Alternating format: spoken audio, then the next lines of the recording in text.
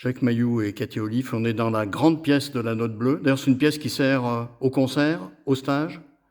Elle sert à tout, elle sert à toutes les activités de la Note Bleue, que ce soit pour un tout petit groupe ou bien pour des concerts avec 50 ou 60 personnes. Elle sert à tout. C'était le gros travail de réaménagement de cette maison, ça a été cette salle. Y compris aux expositions. On voit derrière une série de tableaux sur le Exposition, mur du fond. oui. Non, là, pour la fête des 25 ans de la Note Bleue, effectivement, c'est les collages de Cathy qui ont été exposés avec des travaux de stagiaires ou de résidents qui sont venus travailler ici. Mais c'est la salle, il n'y en a qu'une, hein, de toute façon. Donc elle sert à tout. La Note Bleue, c'est un peu votre enfant, votre création commune? C'est effectivement une création commune. Pas qu'à nous deux, commune avec un groupe autour de nous. Oui, on ne fait pas un bébé toute seule, c'est ça? Puis on ne fait pas un projet de cette envergure-là uniquement à deux. Là, la partie associative, elle s'est constituée beaucoup avec plusieurs dizaines de prêteurs et donateurs qui ont participé au montage du projet et donc qui avaient droit aussi à la parole sur qu'est-ce qu'ils avaient envie de voir se vivre ici dans cette maison. Donc il y a eu tout ce cercle-là dont une partie sont encore présents 25 ans après et on les en remercie. Une bonne partie. Un lieu un peu autogéré comme vous l'auriez aimé à la Croix-Rousse?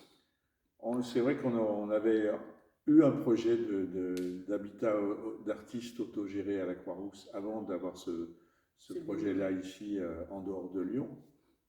Mais on est content que ça se soit fait ici parce que là, en plus, on a le cadre de cette vieille propriété, donc avec des vieux arbres, avec des jardins, des recoins, et donc la nature était importante pour nous aussi, quoi.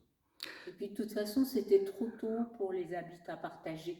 On s'est rendu compte qu'on était, entre guillemets, en avance. Précurseur.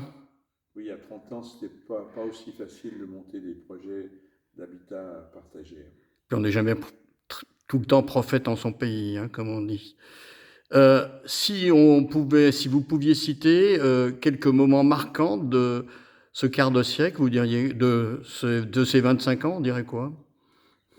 Oh, c'est une question bien difficile, hein, tellement il y a passé des belles personnes, il y a eu des belles rencontres, il y a eu quelques temps forts. Pour la création de cette salle, c'est vrai qu'on a eu un magnifique chantier participatif en 2003, puisqu'on a tout refait de A à Z, où là, c'était vraiment un bel élan collectif. Ça a été une époque marquante de la création de cette grande salle ici. Y compris avec le parquet sur lequel vous avez vos pieds présentement. Un super parquet. Et puis ensuite, après, ça s'est enchaîné avec le chauffage collectif au bois déchiqueté, où là aussi, il y a eu de nouveau un projet d'emprunt collectif entre propriétaires, associations et usagers. Et la nef. Avec la nef. Donc là aussi, ça a été un bel élan collectif. Et puis sinon, il y a chaque fois que des gens du monde entier sont passés ici, alors ils ne sont pas tous en même temps, mais il est venu des Indiens, des Amérindiens, des Chinois, des Brésiliens, des Africains. Ouais. Voilà. Et ça, c'est très important, quoi. Et c'est vrai que via la musique, entre autres, mais pas seulement, ça peut être aussi la philosophie ou la spiritualité. Il y a eu des rencontres culturelles très, très, très marquantes depuis 25 ans. Et les gens qui viennent à la Note Bleue savent qu'ici, dans ce lieu-là, ils feront chaque fois des rencontres intéressantes. Mais à petite échelle, notre idée, c'était pas de faire, pas du commerce évidemment, mais pas non plus des grands festivals ou des grosses choses. On a souhaité et réalisé rester à la dimension humaine. Ça,